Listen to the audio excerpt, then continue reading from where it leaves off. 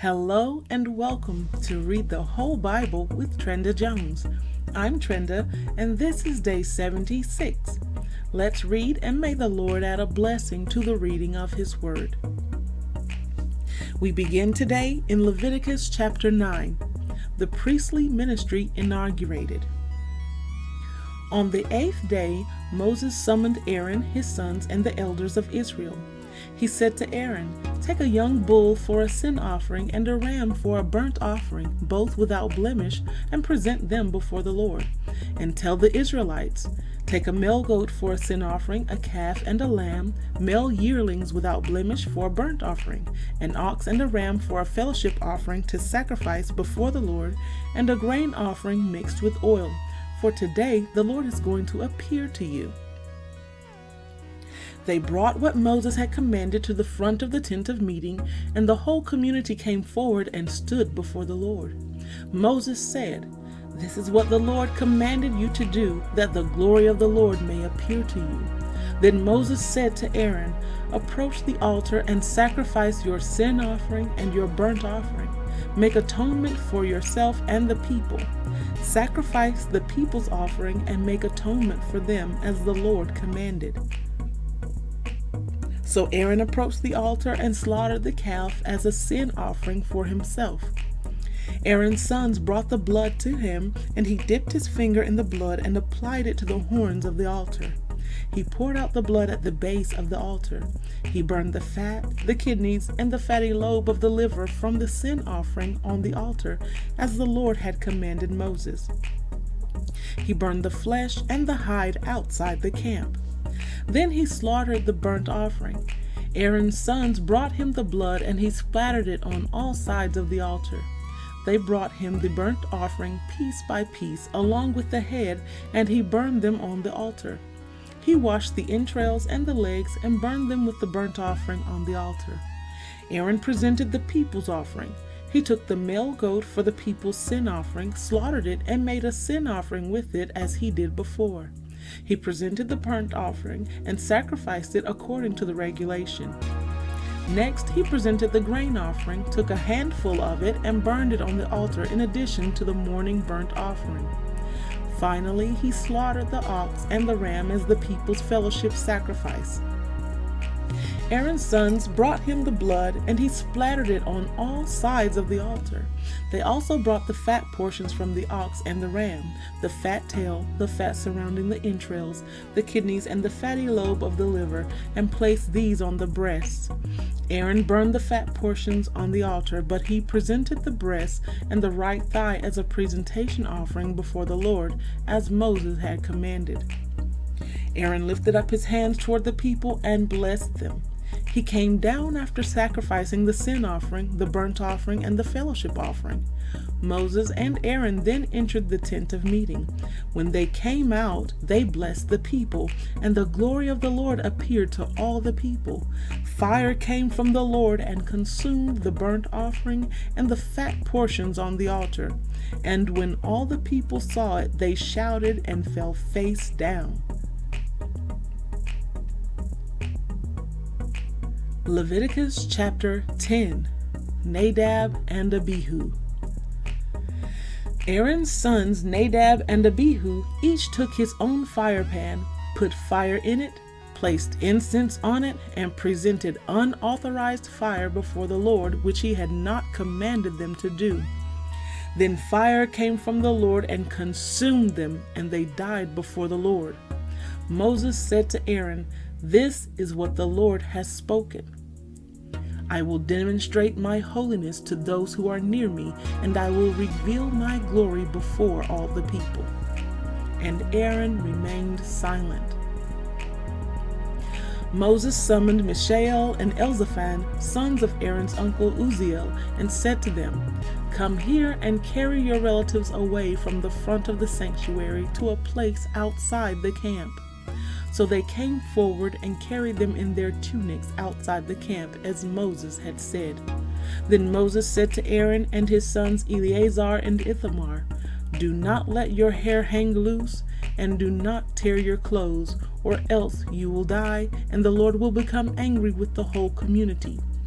However, Your brothers, the whole house of Israel, may weep over the fire that the Lord caused. You must not go outside the entrance to the tent of meeting, or you will die, for the Lord's anointing oil is on you." So they did as Moses said. Regulations for priests. The Lord spoke to Aaron, "You and your sons are not to drink wine or beer when you enter the tent of meeting, or else you will die. This is a permanent statute throughout your generations. You must distinguish between the holy and the common, and the clean and the unclean, and teach the Israelites all the statutes that the Lord has given to them through Moses." Moses spoke to Aaron and his remaining sons, Eleazar and Ithamar.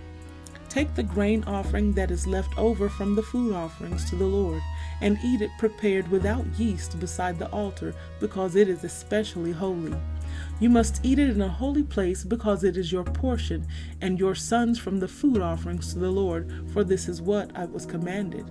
But you and your sons and your daughters may eat the breast of the presentation offering and the thigh of the contribution in any ceremonially clean place, because these portions have been assigned to you and your children from the Israelites' fellowship sacrifices.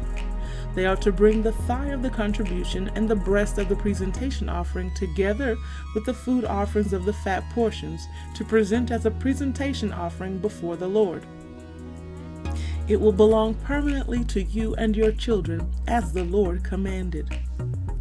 Then Moses inquired carefully about the male goat of the sin offering, but it had already been burned up. He was angry with Eleazar and Ithamar, Aaron's surviving sons, and asked, "Why didn't you eat the sin offering in the sanctuary area? For it is especially holy, and he has assigned it to you to take away the guilt of the community and make atonement for them before the Lord. Since its blood was not brought inside the sanctuary, you should have eaten it in the sanctuary area as I commanded." But Aaron replied to Moses, "See, today they presented their sin offering and their burnt offering before the Lord. Since these things have happened to me, if I had eaten the sin offering today, would it have been acceptable in the Lord's sight?" When Moses heard this, it was acceptable to him. Proverbs chapter 1. The purpose of Proverbs. The Proverbs of Solomon, son of David, king of Israel. For learning wisdom and discipline, for understanding insightful sayings, for receiving prudent instruction in righteousness, justice, and integrity, for teaching shrewdness to the inexperienced, knowledge and discretion to a young man. Let a wise person listen and increase learning, and let a discerning person obtain guidance. For understanding a proverb or a parable, the words of the wise and their riddles. The fear of the Lord is the beginning of knowledge. Fools despise wisdom and discipline. Avoid the path of the violent. Listen, my son, to your father's instruction, and don't reject your mother's teaching, for they will be a garland of favor on your head and pendants around your neck. My son, if sinners entice you, don't be persuaded. If they say, "Come with us," let's set an ambush and kill someone. Let's attack some innocent person just for fun. Let's swallow them alive like Sheol, whole like those who go down to the pit. We'll find all kinds of valuable property and fill our houses with plunder. Throw in your lot with us, and we'll all share the loot. My son, don't travel that road with them or set foot on their path, because their feet run toward evil and they hurry to shed blood. It is useless to spread a net where any bird can see it, but they set an ambush to kill themselves. They attack their own lives. Such are the paths of all who make profit dishonestly. It takes the lives of those who receive it. Wisdom's plea. Wisdom calls out in the street. She makes her voice heard in the public squares. She cries out above the commotion. She speaks at the entrance of the city gates. How long, inexperienced ones, will you love ignorance? How long will you mockers enjoy mocking and you fools hate knowledge? If you respond to my warning, then I will pour out my Spirit on you and teach you my words. Since I called out and you refused, extended my hand and no one paid attention, since you neglected all my counsel and did not accept my correction, I in turn will laugh at your calamity. I will mock when terror strikes you. When terror strikes you like a storm and your calamity comes like a whirlwind, when trouble and stress overcome you. Then they will call me, but I won't answer. They will search for me, but won't find me, because they hated knowledge, didn't choose to fear the Lord, were not interested in my counsel, and rejected all my correction. They will eat the fruit of their way and be glutted with their own schemes. For the apostasy of the inexperienced will kill them, and the complacency of fools will destroy them. But whoever listens to me will live securely and be undisturbed by the dread of danger.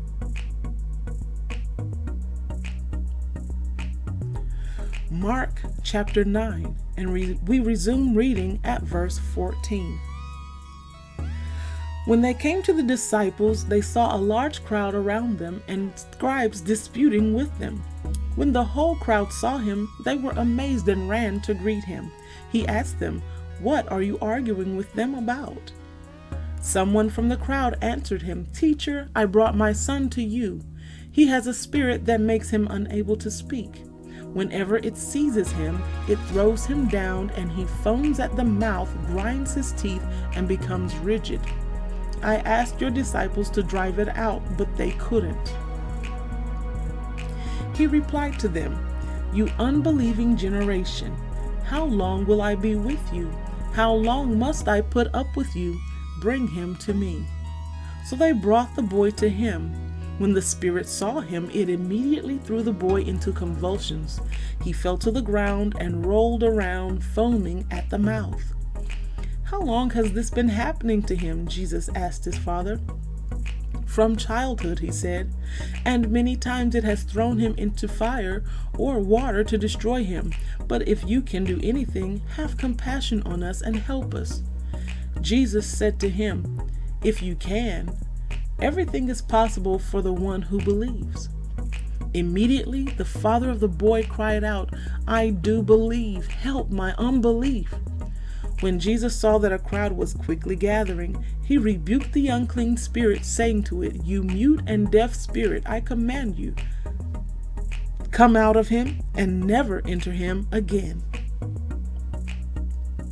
Then it came out, shrieking and throwing him into terrible convulsions. The boy became like a corpse, so that many said, "He's dead." But Jesus, taking him by the hand, raised him, and he stood up. After he had gone into the house, his disciples asked him privately, "Why couldn't we drive it out?" And he told them, "This kind can come out by nothing but prayer." The second prediction of his death. Then they left that place and made their way through Galilee. But he did not want anyone to know it, for he was teaching his disciples and telling them, "The Son of Man is going to be betrayed into the hands of men. They will kill him, and after he is killed, he will rise 3 days later." But they did not understand this statement, and they were afraid to ask him. 1 Corinthians chapter 15, and we resume reading at verse 35. But someone will ask, "How are the dead raised? What kind of body will they have when they come?" You fool! What you sow does not come to life unless it dies. And as for what you sow, you are not sowing the body that will be, but only a seed, perhaps of wheat or another grain. But God gives it a body as he wants, and to each of the seeds its own body. Not all flesh is the same flesh. There is one flesh for humans, another for animals, another for birds, and another for fish. There are heavenly bodies and earthly bodies, but the splendor of the heavenly bodies is different from that of the earthly ones. There is a splendor of the sun, another of the moon, and another of the stars. In fact, one star differs from another star in splendor. So it is with the resurrection of the dead. Sown in corruption, raised in incorruption. Sown in dishonor, raised in glory. Sown in weakness, raised in power. Sown a natural body, raised a spiritual body. If there is a natural body, there is also a spiritual body. So it is written, the first man Adam became a living being. The last Adam became a life-giving spirit. However, the spiritual is not first, but the natural, then the spiritual. The first man was from the earth, a man of dust. The second man is from heaven. Like the man of dust, so are those who are of the dust. Like the man of heaven, so are those who are of heaven. And just as we have borne the image of the man of dust, we will also bear the image of the man of heaven.